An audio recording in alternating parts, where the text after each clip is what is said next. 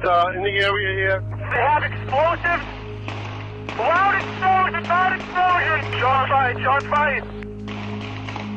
After a vicious attack on their city, Bostonians responded with resolve and determination.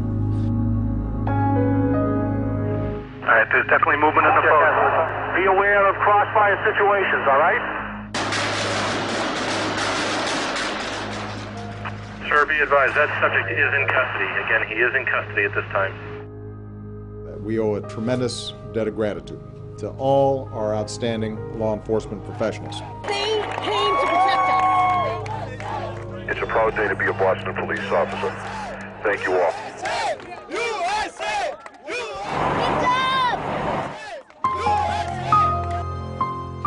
Tonight we think of all the wounded still struggling to recover. Certainly we think of Crystal Campbell, Ling Su Lu, little Martin Richard. We also send our prayers to the Collier family, who grieve the loss of Sean. We will determine what happened, and we'll continue to do whatever we have to do to keep our people safe.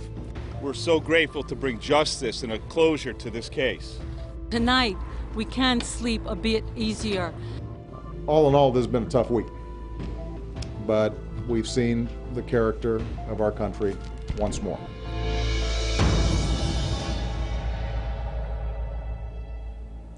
Good evening. I'm Jim Axelrod. It's now just over 24 hours since the capture of Jahar Tsarnaev, suspect number 2 in the Boston Marathon bombings. Tonight, makeshift memorials appeared near the race's finish line, where 2 homemade bombs killed 3 people and wounded 170 others. Tsarnaev, the surviving suspect, remains in serious condition with 2 gunshot wounds. He's under heavy guard at Boston's Beth Israel Hospital, the same hospital where 12 bombing victims are being treated. The focus now, unraveling the plot. John Miller is a former assistant director of the FBI. And John, Tsarnaev cannot speak to investigators yet. Why not? He's got some serious injuries. One injury that affects that directly is there's a bullet hole in the back of his neck. Now, there's something intriguing about that. Of course, he was in a big shootout with police, and that wound could have come from there, but investigators who have talked to the doctors say it looks more likely that that is an exit wound from a bullet possibly fired into his mouth. That means while he was holed up on that boat, he may have tried to commit suicide. The big question tonight, did the brothers have any help in plotting the attack? And that is the big question, and they are driving backwards through the history of their life, saying communications. Who were they talking to? What are their emails? What was their phone? They'll do a full analysis on their phones, but key there is a trip that the older brother took to Russia. He was overseas for 6 months. That's a giant gap they're going to have to figure out. Who did he see? Did he receive training? Was there foreign support?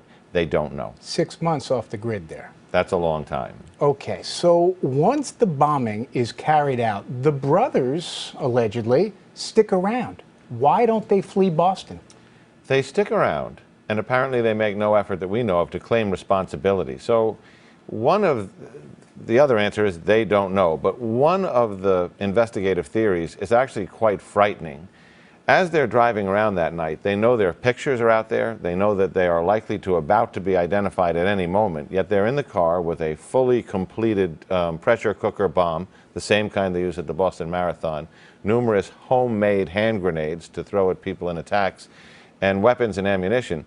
One investigative theory is that as they knew the time clock was running out on their ability to remain free, that they were looking for a crowd, another target, to launch a final attack. Now, prior to the older brother going off the grid, the FBI had actually interviewed him at the request of the Russian government. He was cleared as not having ties to extremists at that point. Is this going to be something that sort of comes back and bites the agency? Well, it's certainly something that will bear more examination. But, the FBI has 2 sets of considerations there. One, they can investigate an American or a U.S. person who's here legally, but only up to a point. If they don't find any signs of either a crime being committed or connections to terrorism, there are actually rules that say they can't continue that investigation.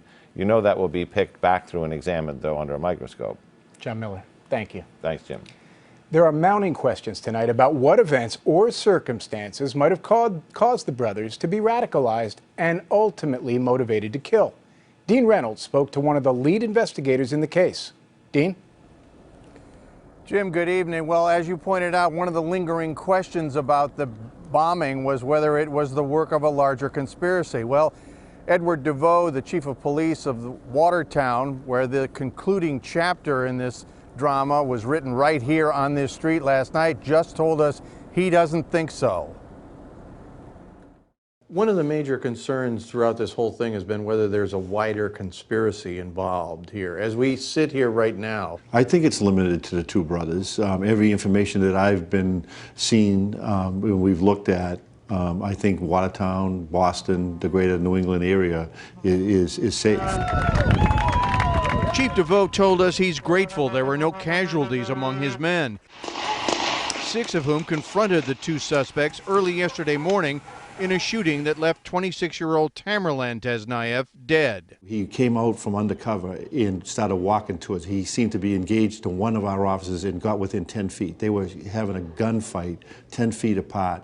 And then for us, thank God, he ran out of ammunition. I just wonder why I'm not attending a funeral of one of my police officers after what they went through and how we looked at that and what they did. It's just an amazing bunch of 6 guys. He said the Watertown police were able to trace and corner the suspects in their stolen vehicle because they left with the cell phone of the car's owner inside. And eventually we were able to ping that phone and find out that it was in Watertown, and it was heading in a certain neighborhood of Watertown. So my first officer saw the car. The surviving suspect, Dzhokhar Tesnayev, was apprehended last night after a heat-sensing camera in a state police helicopter detected the contours of a human shape in a boat parked in a Watertown backyard. Now, the Watertown police are understandably proud, as their chief told us, we don't have to worry about what might have happened if his men had not confronted the 2 suspects. They were heavily armed, said the chief, and they wanted to kill more people. Jim? Dean, thank you. There are growing calls tonight from Washington to treat Dzhokhar Tsarnaev, an American citizen, as an enemy combatant, not a criminal defendant. That would mean denying him certain constitutional protections. But how could 2 young men who call this country home become terrorists? Why did young men who grew up and studied here as part of our communities and our country resort to such violence? The brothers Tsarnaev had been in the United States for nearly a decade. Ethnic Chechens, they came with their family to Cambridge, fleeing violence in their homeland for a better life in America. Immediately, 8-year-old Dzhokhar just seemed to fit in. I know this kid to be compassionate. I know this kid to be forthcoming. He's a great athlete. He's a sportsman. He's never been in trouble. Larry Aronson, a history teacher at the prestigious Cambridge Ringen Latin High School, the school where Matt Damon and Ben Affleck attended, says Dzhokhar was a great kid. He was just generous. He was compassionate. He was thoughtful. And a stellar athlete, the captain of his high school wrestling team. He was popular. Lots of friends on the teams. I mean, he was always with other kids. I mean, he was not a loner. He's not a loner. He was not anybody like that. He was so impressive that in 2011, the year of his graduation, he won a $2,500 educational scholarship from the city of Cambridge. Dzhokhar enrolled in the University of Massachusetts Dartmouth and chose to study nursing, talking about wanting to help people. I never saw him like out of emotion, never enraged. He was just a real relaxed kid. Sophomore Francis Berry liked hanging out with him. It still hasn't really sunk in that that's, the kid on my couch is the kid planting bombs in Boston. There's nothing about him that would suggest anything like this. Politics, religion, nothing. In 2012, Dzhokhar took the oath to become an American citizen on, of all days, September 11th. On the surface, at least, the younger Tsarnaev brothers seemed to be thriving in America, but his older brother, Tamerlan, was clearly struggling. The 26-year-old once had dreams of boxing in the Olympics, representing the United States. Yeah, he was decent. Absolutely, he could punch. Julian Pollard was one of his sparring partners. Tamerlan was a top Golden Gloves boxer, but for all his talent, it seems he still didn't feel entirely welcome here, telling a photographer who took these pictures, published in 2010, "I don't have a single American friend because I don't understand them.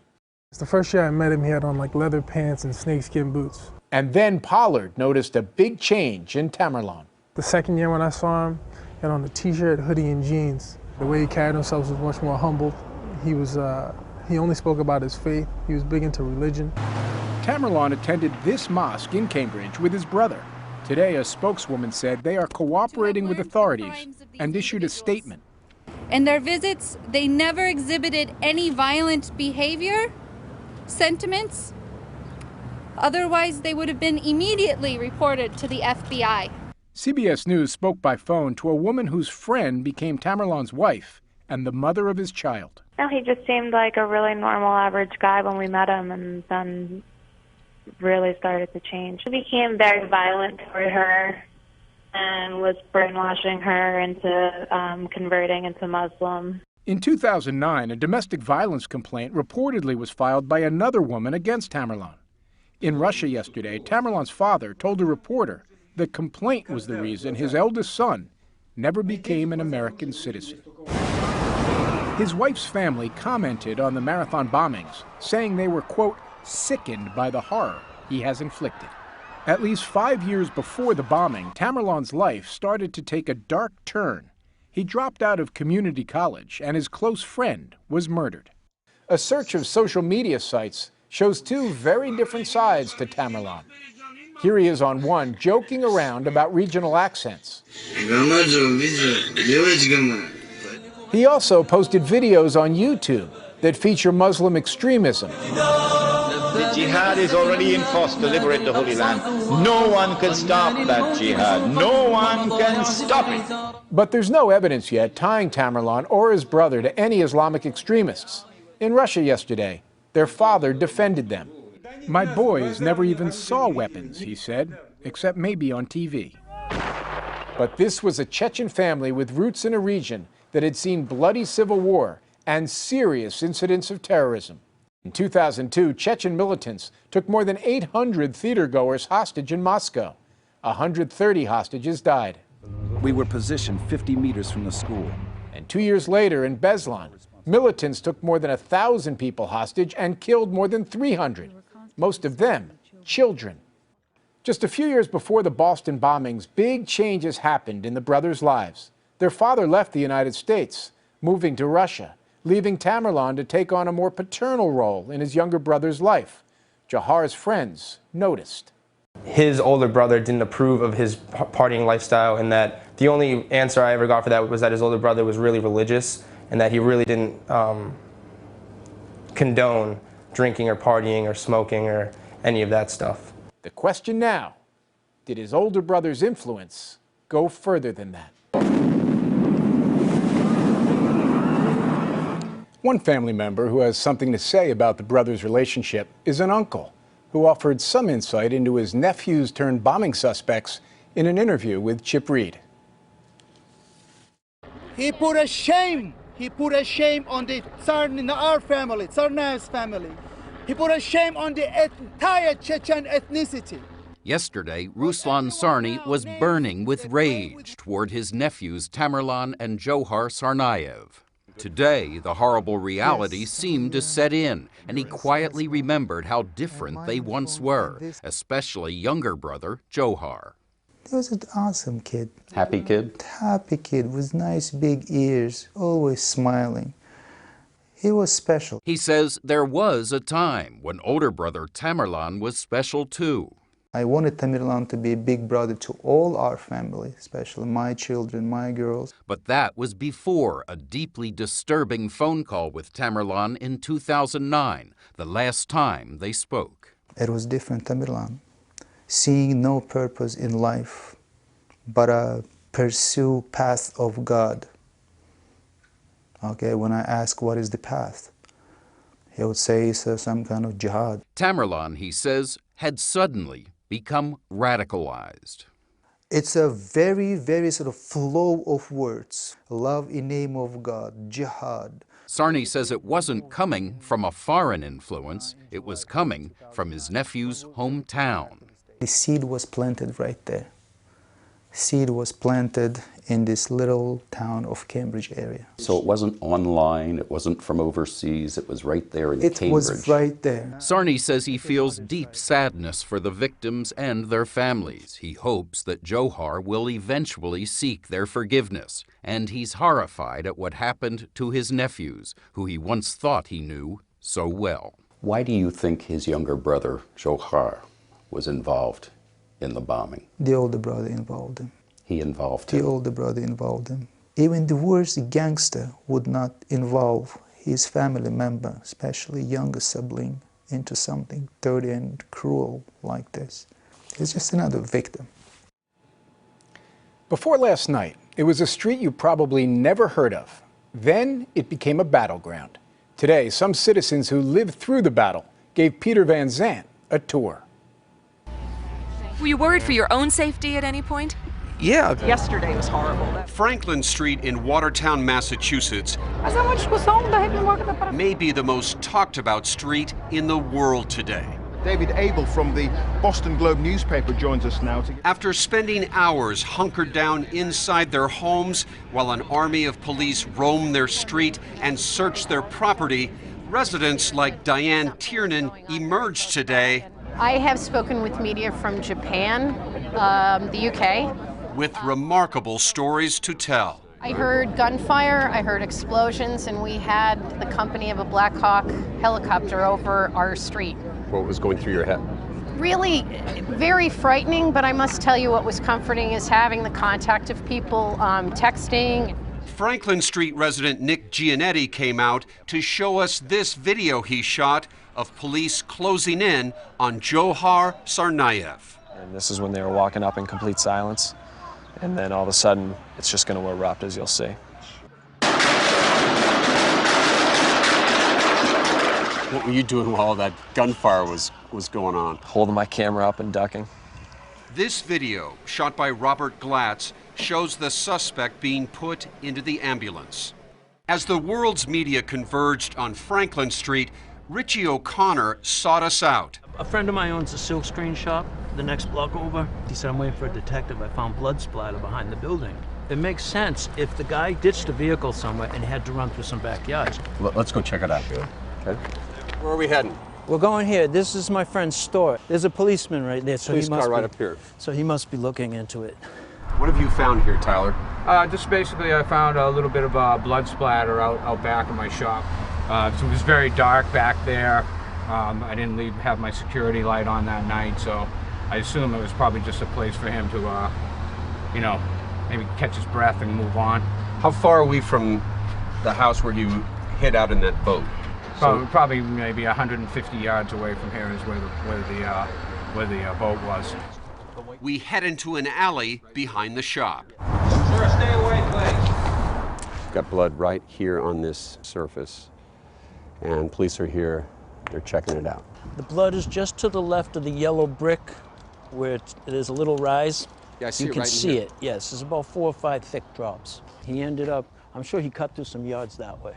We left the police and the suspected blood drops behind. Just 2 blocks away, Stacy Rolfe had her own story to tell.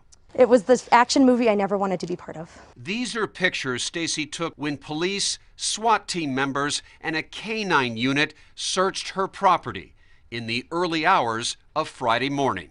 They stormed and swept the entire upstairs. The K-9 unit followed a scent to a crawl space in her backyard. So this is the door that the SWAT team kicked in and searched in pursuit for the suspect. When Johar Tsarnaev was finally brought into custody last night, the people of Franklin Street and all of Boston felt relief. It's a great day for Boston. It's a great day for America. Boston Mayor Tom Menino. I just yelled out, "We got him! We got him!" And now you tweeted it. Yeah, you tweeted it, right? Tweeted it all over the place. One person's not going to ruin it. Those hard-working people who live on Franklin Street in Watertown. At Boston's Fenway Park this afternoon, there was a celebration as the beloved Red Sox took to the field. Won't you join us as we observe a moment of silence those lost and wounded were remembered in an emotional ceremony.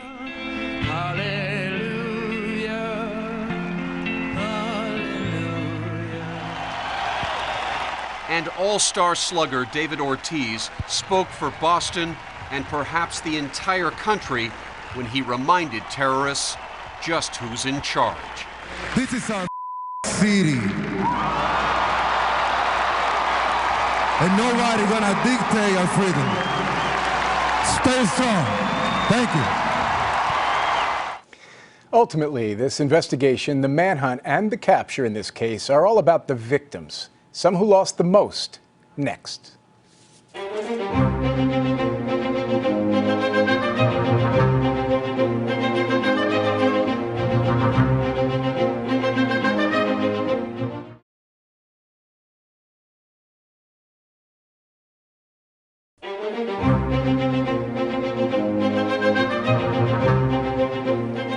One way to measure the impact of the harrowing events in Boston and surrounding towns is by the numbers. 4 innocent people killed, more than 170 wounded. Of those, 54 remain hospitalized. 6 of them are in critical condition. Terrell Brown now measures the personal toll. A day after a city and a nation focused on a manhunt,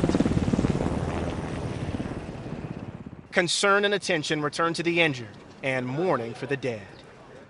Officer Richard Donahue Jr., a 33-year-old Massachusetts Bay Transit officer married with a 6-month-old son, remains in critical but stable condition after yesterday's surgery for a single gunshot wound. In an ironic twist of fate, Officer Donahue attended the police academy with his friend Sean Collier, the 26-year-old MIT campus police officer shot and killed by the suspected bombers. Officer Collier, an avid skier and hiker, was about to take a new position as a police officer in nearby Somerville.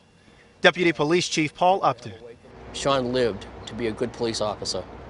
That was his goal in life. That's what he wanted to be. That's what he was. They took my crystal away from me. I feel it in my heart. My heart is heavy. Lillian Campbell, grandmother of 29-year-old Crystal, is trying to come to terms with the unthinkable. A grandmother is not supposed to bury their young children. They should be gone first. And the kids should just go on with their lives, and do the best they can.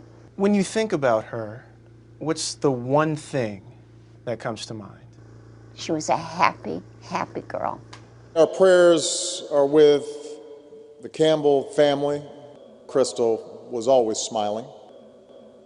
Our prayers are with the Liu family of China, who sent their daughter Lingzi to BU so that she could experience all that this city has to offer. Our prayers are with the Richard family of Dorchester. Our hearts are broken for 8-year-old Martin, and we're left with 2 enduring images of this little boy, forever smiling for his beloved Bruins and forever expressing a wish he made on a blue poster board. No more hurting people. Peace. And first responders like Massport Fire Lieutenant Michael Ward grapple with what they saw. Somehow I ended up with little Martin, and I just remember his injuries. But he didn't seem that bad. He never complained, never cried. He just had a beautiful face, big, big doe eyes. And he was just looking up, kind of like, why? And I'm just trying to reassure him, and we're trying to help him, but that was it. I did what I could do. Today in Boston, and around the nation, and the world, people were out to remember and pay tribute, and to try to recover. The nightmare will never be over. This will never end for me, or the family. I'm just not thinking of my family, but how are those other families doing? My heart is out to them because I know what they're going through.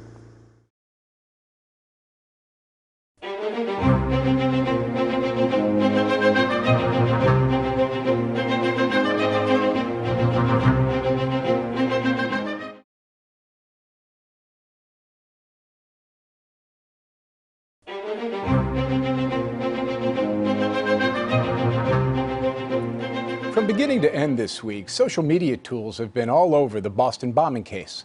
Tracy Smith now with a look at how this investigation turned the internet into a worldwide dragnet. The Boston bombing is certainly a tale of terror. But it's also a tale about the power and perils of social media. At one point I wrote, I just wish I had a fact filter for Twitter. Lance Ulanoff is the editor-in-chief of Mashable.com, a website designed for those who live their lives through the digital experience. They're going to social media before traditional media? Well, not only are they going to it, they're living on it. I mean, it's always with you. It's on your phone, and your phone is in your pocket. And if you look at people, most of the time they're looking at their phone. And when the FBI released photos of the suspects, if you see these men, contact law enforcement. Hundreds of thousands of ordinary citizens rushed to the FBI's website. These amateur detectives made this footage go viral and beyond. So there's tremendous value in everybody becoming foot soldiers in your quest to find the truth. While the whole virtual world was watching Watertown, police used social media to announce the news everyone was waiting for. Captured. Even the mayor tweeted, "We got him." I think it's a watershed event. This is the high water mark in reaching out to the public. Eugene O'Donnell, a former New York City police officer and prosecutor, is a professor at John Jay College of Criminal Justice. They really were validating the whole idea of social media. There were millions of sets of eyes looking for these two guys. There was nowhere they could turn.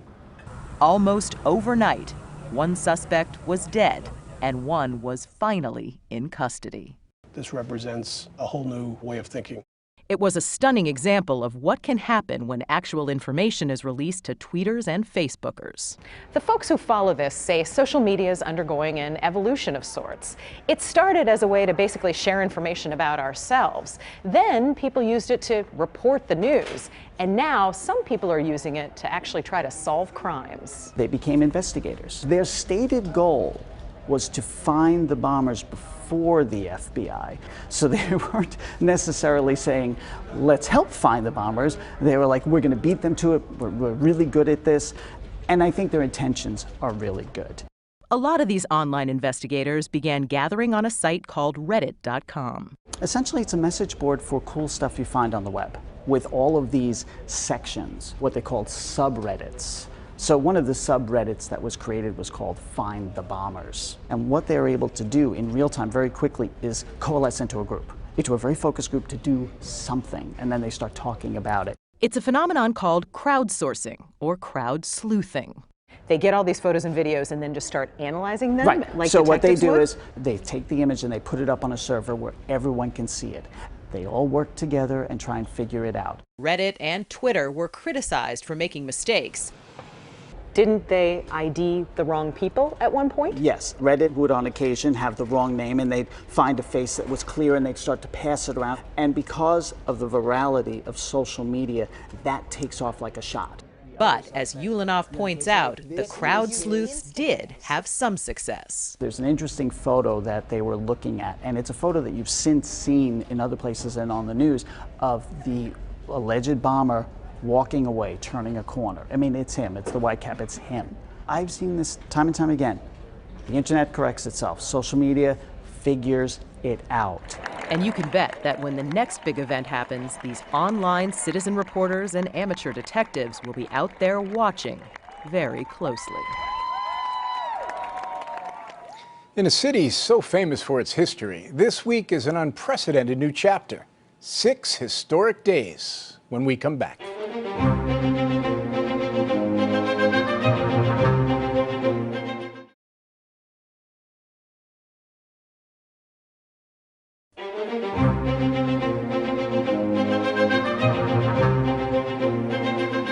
It was Patriots' Day, the Monday of the Boston Marathon, what was supposed to be a city's celebration. Instead, what unfolded was a series of unthinkable events that started when the cheering stopped. No different than any other faces in the crowd. 2 brothers watching the marathon on a beautiful spring day, about to become the 2 most wanted men in America. A huge explosion rips through the crowds near the finish line. Something just blew up. Run! About 10 seconds later, a second blast. 2 blocks away. Oh my God. Oh my God. Downtown Boston is a battlefield. First responders have never seen anything like this. I grew up in this city, and to see that carnage that happened there, to these innocent human beings, I just ask everyone to pray for those poor people. Unremarkable at the time, a camera captures the young man in the white cap walking away from the blasts. Over the next 3 days, authorities combed through clues at the scene, parts of a pressure cooker bomb, torn backpacks, and security camera images. Then, an unusual move by the FBI. Today, we are enlisting the public's help to identify the 2 suspects. They released surveillance video of the 2 brothers. Within hours, authorities know their names, 26-year-old Tamerlan and 19-year-old Jahar Tsarnaev. But that's not how they find them. Push that ALS unit, opposite down. Later that night, a police officer is shot at the Massachusetts Institute of Technology in Cambridge. Okay, I want this area cordoned off. It's the crime scene. Officer Sean Collier is dead at the scene. The brothers, the suspected killers. The 2 brothers allegedly carjack a man a few blocks away. They release him at a gas station, and a surveillance photo captures the younger brother. The car is spotted 90 minutes later in Watertown.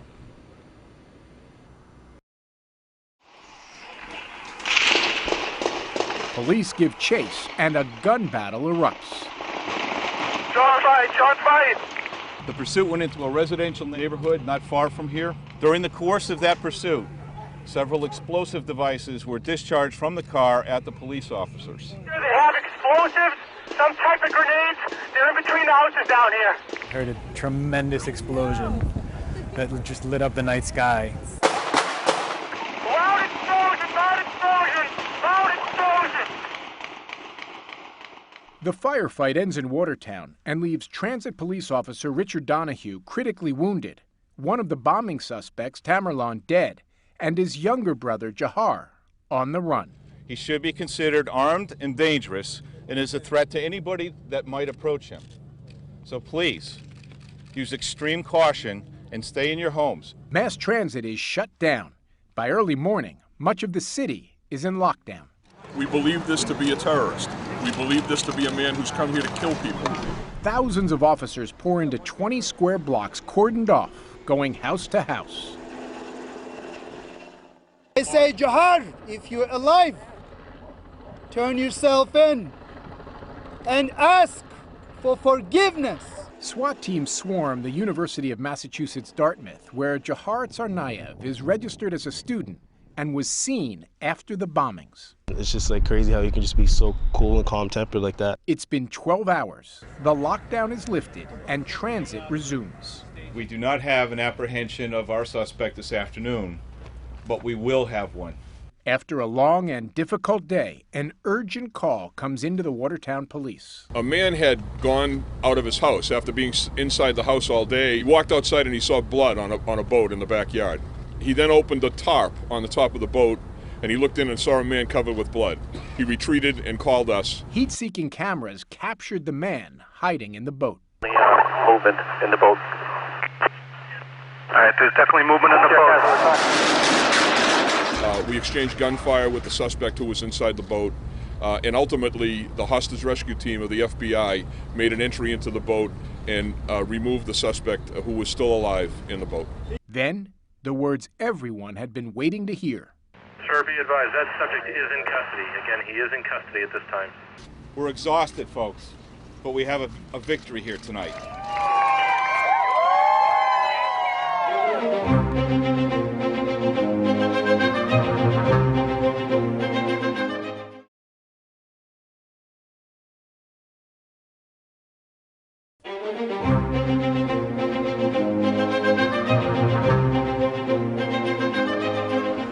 It's been nearly 12 years since the 9/11 attacks. America had started to hope that the nightmare of terrorism was behind us, but that all changed Monday at the Boston Marathon. Make no mistake, there have been terrorist attempts since 9/11. There was Richard Reed, better known as the Shoe Bomber, tackled by crew members and passengers before he could blow himself up. The would-be terrorist who tried to take down a flight with explosives hidden in his underwear. In New York City alone, there have been 16 attempts since 9/11. Most recently, the Times Square car bomb attempt. While all those efforts fizzled, the Boston Marathon bombings show we cannot put our guard down. I think this event will be a further stimulus, a wake-up call, if you will, that we're in this for the long haul. Bill Bratton has run 3 police departments: Los Angeles, New York, and yes, Boston. He says that protecting ourselves is a matter of dollars and cents. Unfortunately, as we have gotten farther away from 9/11, other than some of the major departments, that there has been a diminution of resources committed to counterterrorism activities. New York City is willing to pay the price, as my colleague Peter Van Zandt learned just yesterday. And Commissioner, where are we now? What is this very impressive? This is our executive command center or conference It's room. late afternoon, and New York City Police Commissioner Ray Kelly has an alert. Someone has left a package on a city street. What is this right over here that we're looking at now? And that is a portrayal of the alert.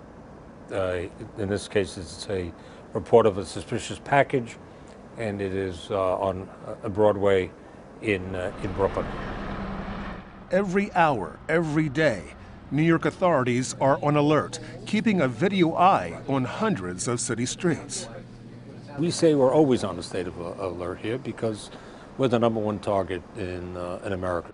We average about 20 to 25 suspicious package calls a day, but in the day after the bombings in Boston, we had about 120 suspicious packages. Let's talk about the use of technology in this case up in Boston.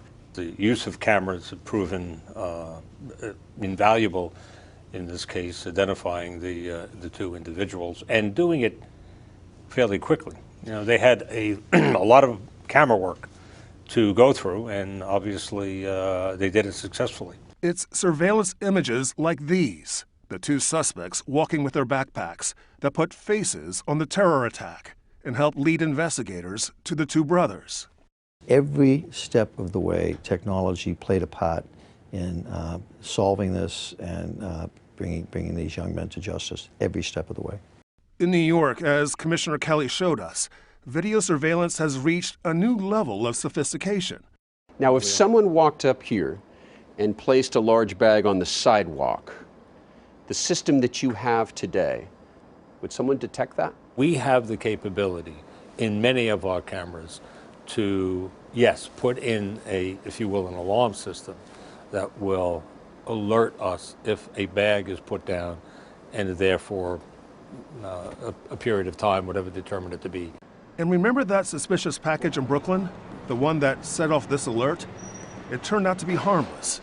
Kelly admits the system isn't foolproof. Every city is vulnerable to a certain extent. There are no guarantees. There's no way that you can say with any certainty that you're going to prevent all terrorist attacks. What we try to do is to shift the odds in our favor. So did these terrorists succeed?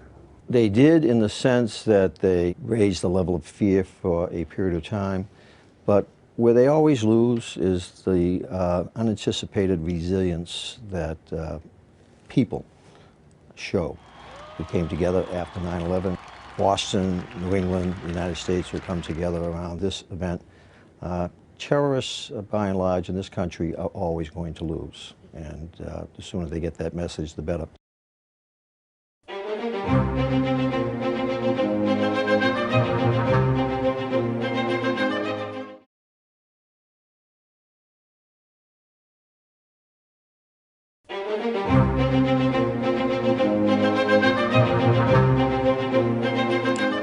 For Boston and surrounding communities, Hell Week is coming to an end. Some thoughts now from Richard Schlesinger on these days of tragedy and triumph. Something just blew up.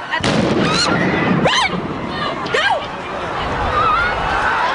This was a week punctuated in blood. A city steeped in history, a city where one leader this week said America was invented, made modern history in one of the worst ways possible. It's devastating. Like, for someone to do this, I don't understand. Monday's toll, 3 dead, scores injured. Before the week was out, 1 police officer was dead, another seriously injured, and an entire city was locked down. Loud explosion! Loud explosion! Loud explosion!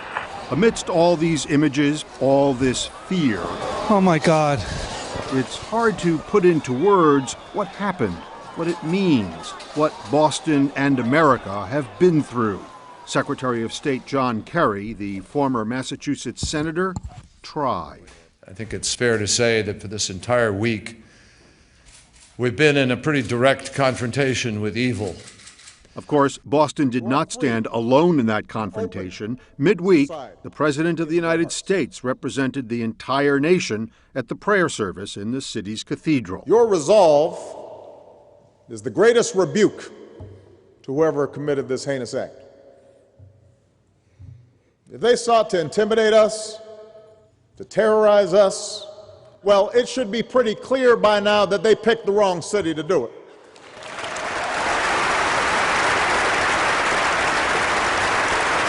Not here in Boston.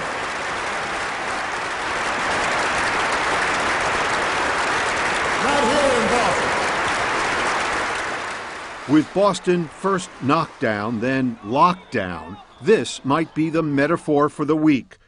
The struggle of Boston's mayor, Thomas Menino, to lift himself up from his wheelchair as Boston struggled to get on its feet. The mayor broke his leg last week. Nothing can defeat the heart of the city. Nothing. This is the sound of triumph that filled some streets around Boston when the second suspect was arrested.